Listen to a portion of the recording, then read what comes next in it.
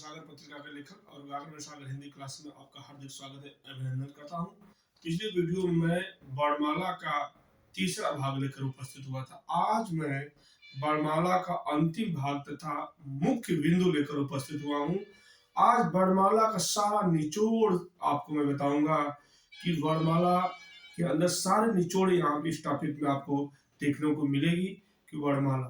अब पिछले वीडियो में मैं जो व्यंजन था वह प्राणत्व के आधार पर और नाद की दृष्टि से हम लोगों ने अध्ययन किया, जिसमें अल्प प्राण और महाप्राण तथा अघोष और सघोष पे हम बात कर रहे थे।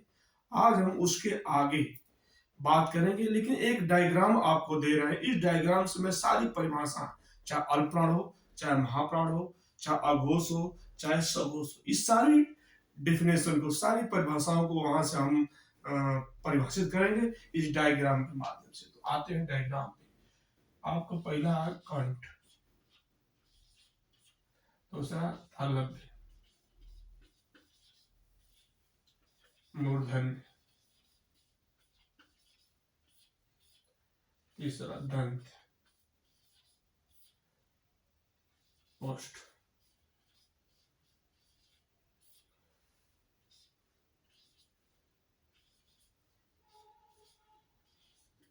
अब इसके अंतर्गत आप जानते हैं इसको हम क वर्ग भी कहते हैं, इसको च वर्ग भी कहते हैं, ठीक है। यह आपका क वर्ग,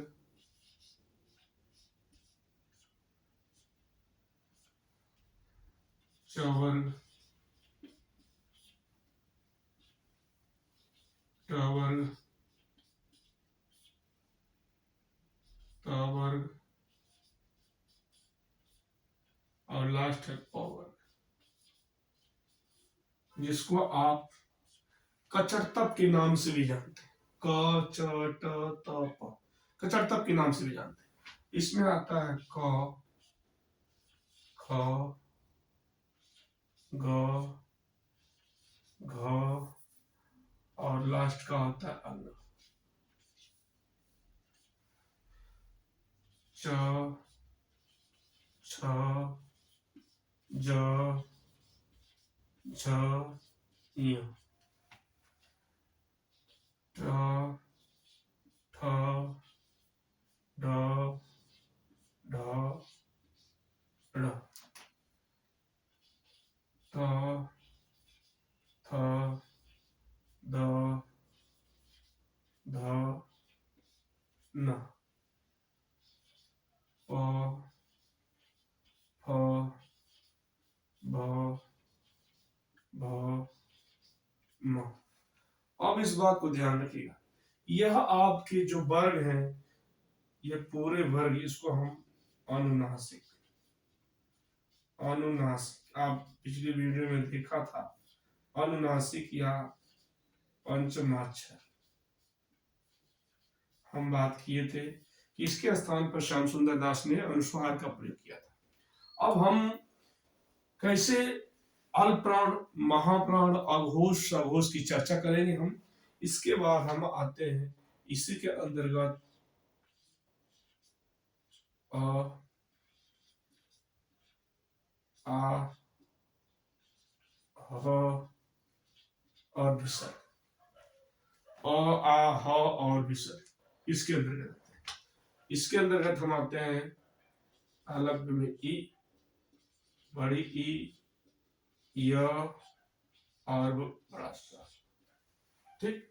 मूर्धन्य में ई, बड़ी ई, य और स। मूर्धन्य में री, र और मूर्धन्य स, ठीक। दंत में ल और स, और ओष्ठ में आता है उ और बड़ा। इस बात को ध्यान रखिएगा, ठीक है। इस सारा डायग्राम, अब आते हैं हम, इसको हम अल्प प्राण, अल्प प्राण, इसको कहेंगे महाप्राण, इसको कहेंगे अल्प प्राण,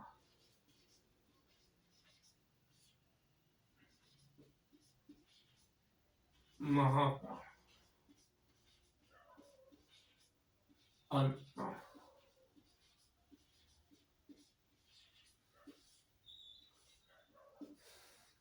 इसके बाद आ जाता है अघोष, अघोष, सघोष, सघोष, सघोष।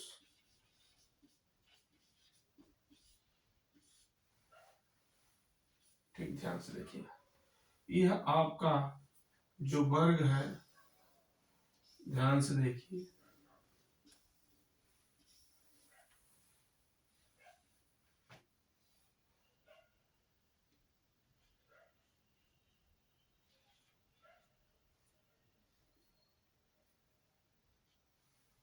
यह आपका जो वर्ग है,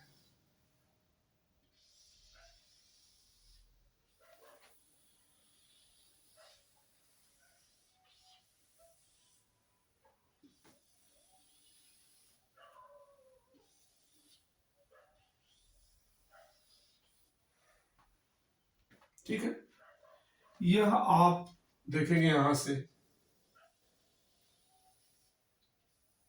आपको एकदम शीशे की तरह दिखेगा सारे टॉपिक, यहीं से आपको मैं सब क्लियर करूंगा। अल्पप्राण आपकी डेफिनेशन जो आपने पढ़ा था, अल्पप्राण, आप दूसरा आप सुने थे महाप्राण।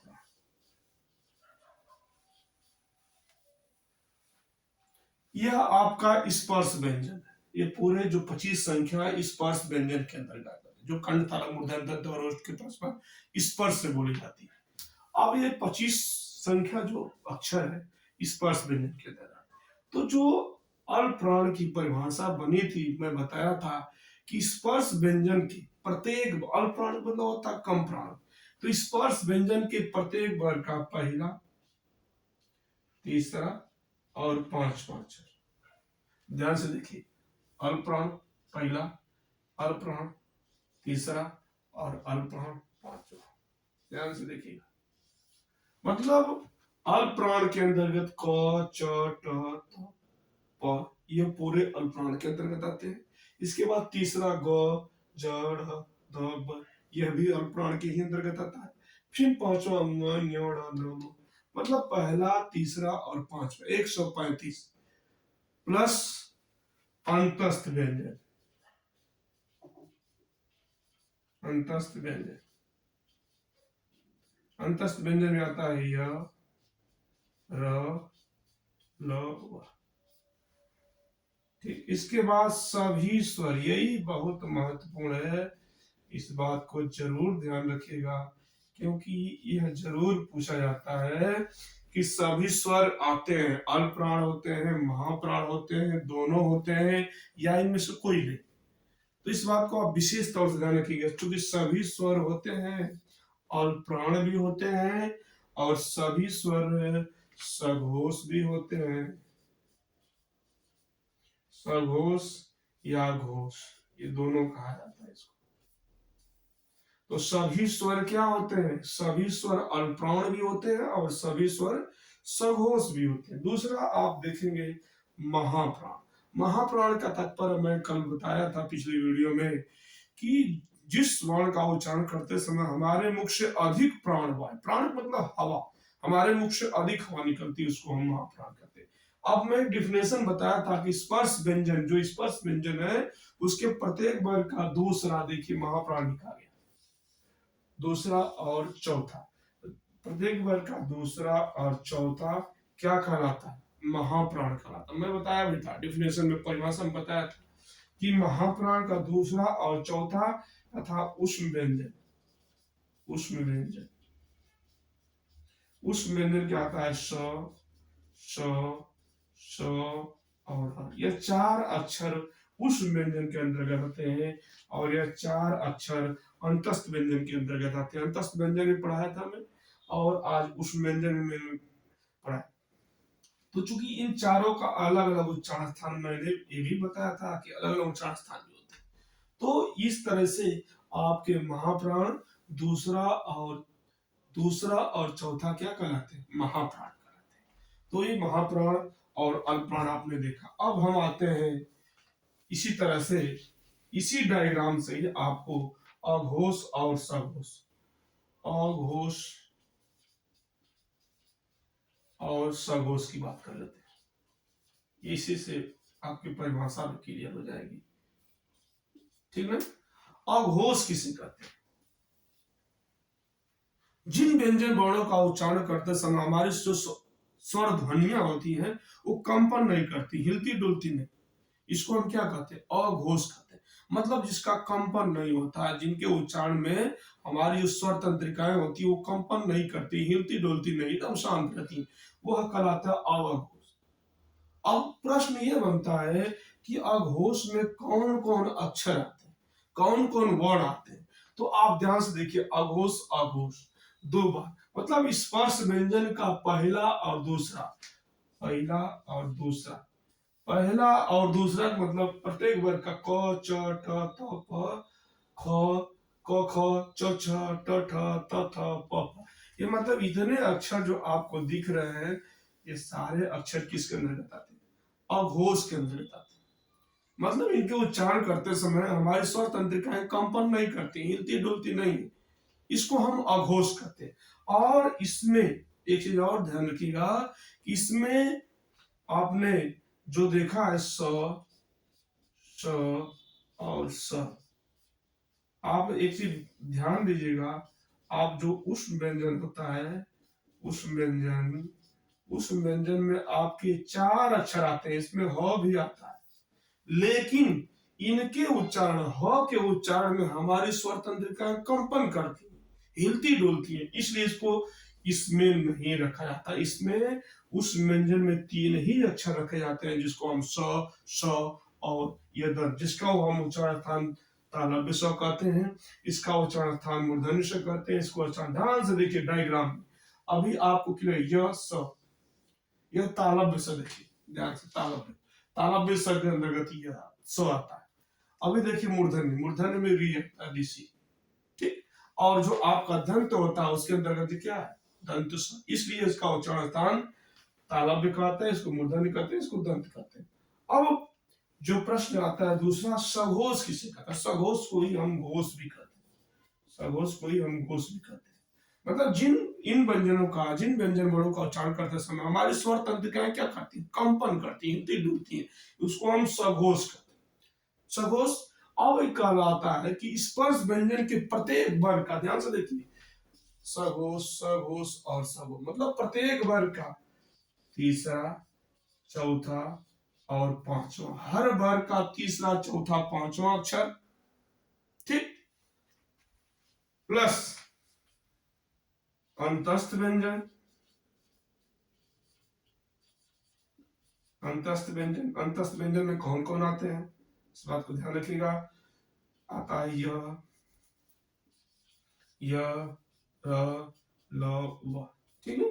और इसके बाद ह भी सघोष के ही अंतर्गत आता है, और प्लस सभी स्वर, सभी स्वर भी क्या कहलाते हैं? सघोष कहलाते हैं। तो इस बात को इमिडिएट ध्यान रखिएगा कि सभी स्वर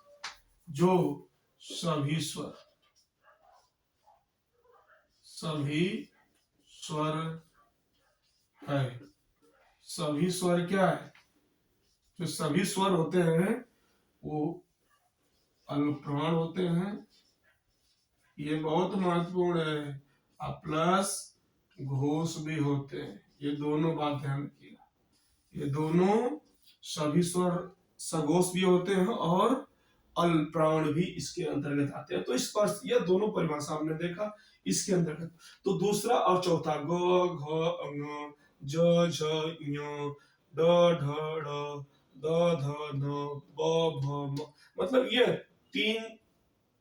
तीन पचे 15 अक्षर के अंतर्गत, 15 अक्षर प्लस 15 5 20 अक्षर और सभी 11 स्वर इस वर्ण सघोष के अंतर्गत आते हैं।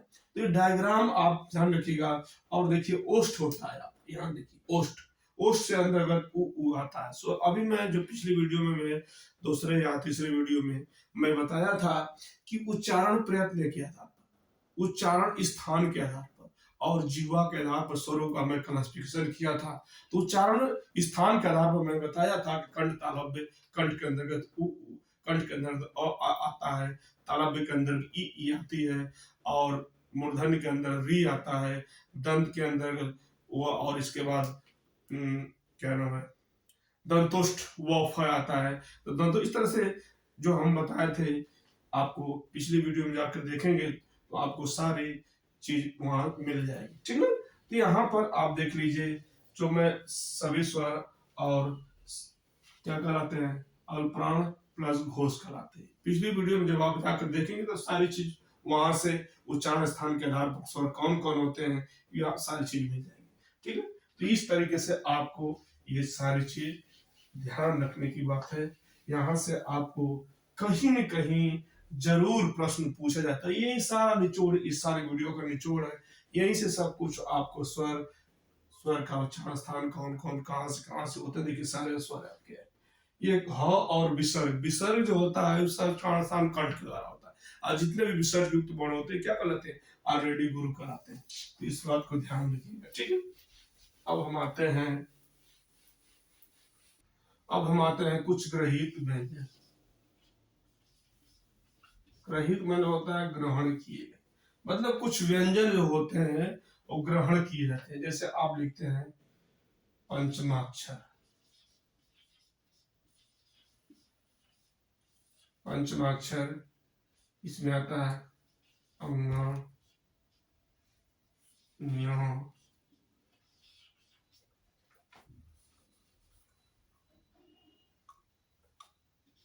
अ, न, म। यह आपके 5 अक्षर पंचमाक्षर कहलाते हैं। अब अगला है अरबी फारसी वर्ण, अरबी फारसी, क, ख, ग, ज, फ। इस बात को ध्यान रखिएगा, ये अरबी और फारसी वर्ण, इनको नुक्तेदार, चूंकि ये जो नुक्तेदार बिंदु लगा है इसको हम नुक्तेदार बिंदु भी कहते हैं। इस बात को विशेष ध्यान रखिएगा, ये अरबी और फारसी। अगला है काकल वर्ण, काकल वर्ण, काकल में आता है ह, काकल वर्ण के अंदर क्या आता है, ह आता है, ठीक है ना। इसके बाद फिर इसमें आता है लुंठित, लुंठित या प्रकंपित, लुंठित या प्रकंपित, इसमें आता है र, र आता है। अगला है पार्श्विक, पार्श्विक वर्ण, इसमें आता है ल, अगला है अर्ध स्वर,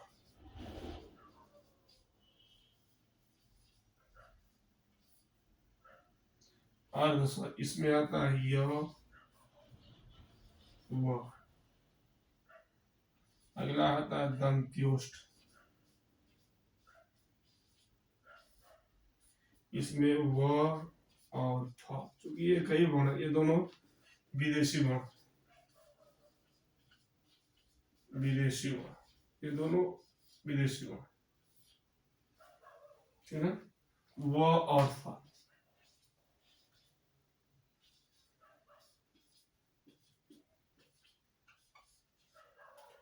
अगला है दंतुष्ट हो गया, ठीक है। यह आपका पंचमाक्षर हो गया, अनुनासिक हो गया, लुंठित या प्रकंपित हो गया, काकल वर्ण हो गया। इसके बाद उत्क्षिप्त, 8वें नंबर, उत्क्षिप्त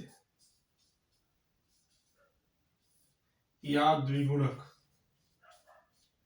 द्विगुणक वर्ण,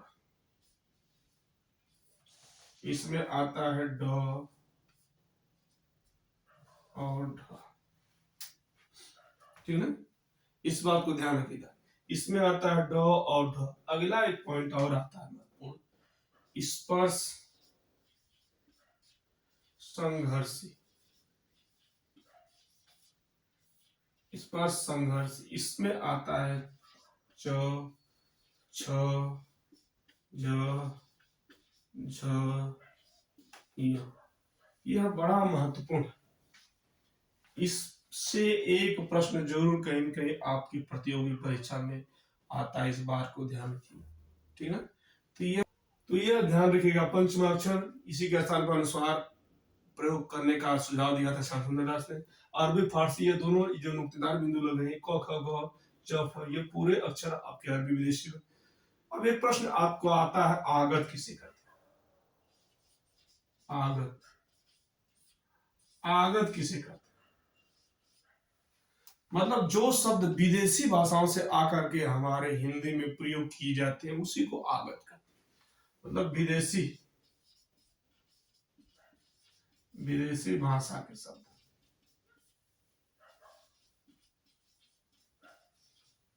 हिंदी में प्रयोग किया,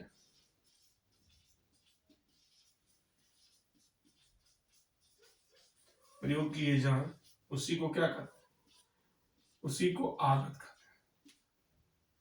मतलब विदेशी भाषा के शब्द आकर जो हमारे हिंदी में प्रयोग किए जाते हैं उन्हीं को आगत शब्द कहते हैं। तो ये जितना ये पार्श्व की आप कर लो, अर्ध स्वर के अंतर्गत य व वर्ण आता है, दंतोष्ठ के अंदर व और फ आता है, ये विदेशी वर्ण है। और उच्छित या द्विगुणक कहलाता है। ड और ढ, यह भी बिंदु होता है यहाँ पे, ये दो चीज, ठीक ना। तो आपको यह मुख्य बिंदु है। अगला मुख्य बिंदु यहां से परीक्षाओं में पूछा जाता है, संयुक्ताक्षरों का उच्चारण। इनके दो मुख्य बिंदु हैं। नंबर एक पे आता है संयुक्त, संयुक्त ध्वनियां,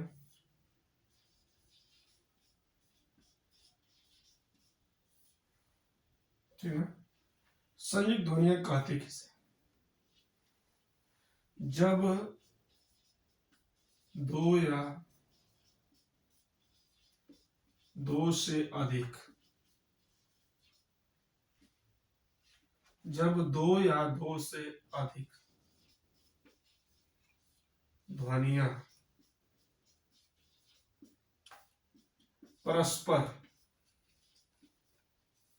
संयुक्त होगा,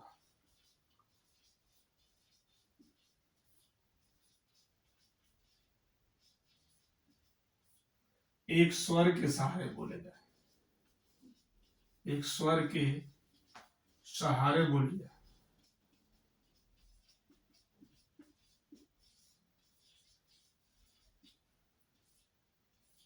एक स्वर के सहारे क्या की जाए, बोले जाए। मतलब संयुक्त ध्वनियां कहता है, ये बहुत महत्वपूर्ण है।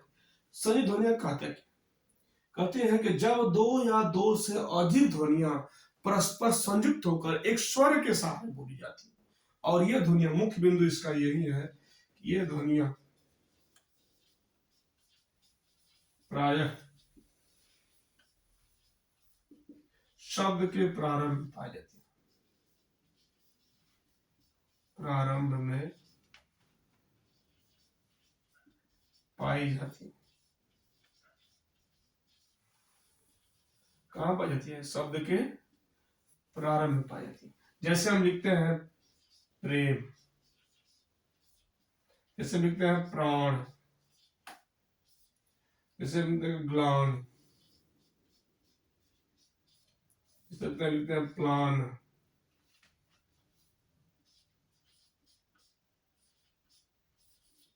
यह ध्वनियां और जो ध्वनियां है वो शब्द के प्रारंभ में पाई थी, इस बात को ध्यान रखिए।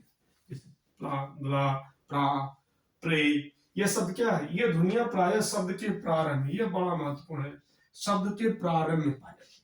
इसको हम क्या कहते हैं? संयुक्त ध्वनि। नंबर दो आता है आपका युग्मक ध्वनि, युग्मक ध्वनि,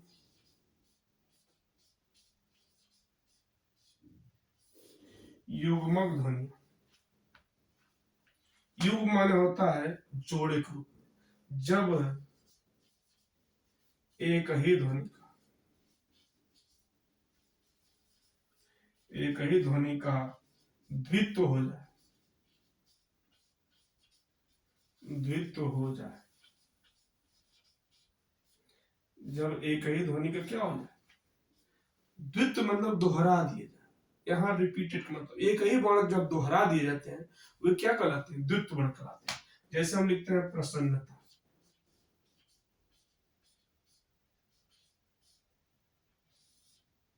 ध्यान से देखिए यह न वर्ण है, न के बाद देखिए उसके बाद तुरंत न वर्ण आया, इसी को हम क्या कहते हैं, द्वित्व कहते हैं, ठीक है ना। जैसे कलकत्ता,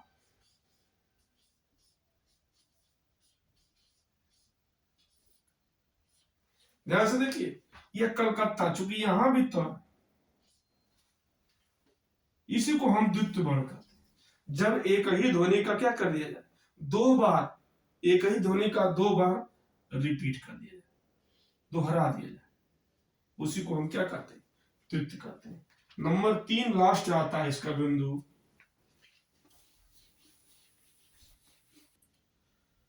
जब संपृक्त ध्वनि, इस बात को ध्यान रखिए, जब एक ध्वनि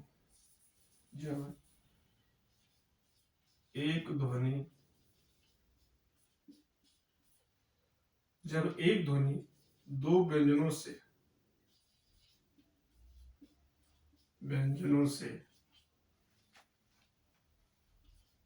संयुक्त होकर बोली जाए,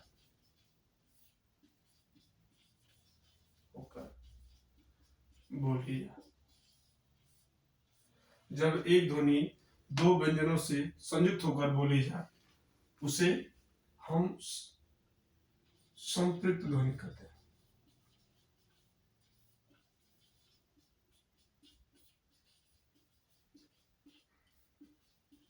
यह महत्वपूर्ण है। जैसे आप लिखते हैं कंबल, अनंत,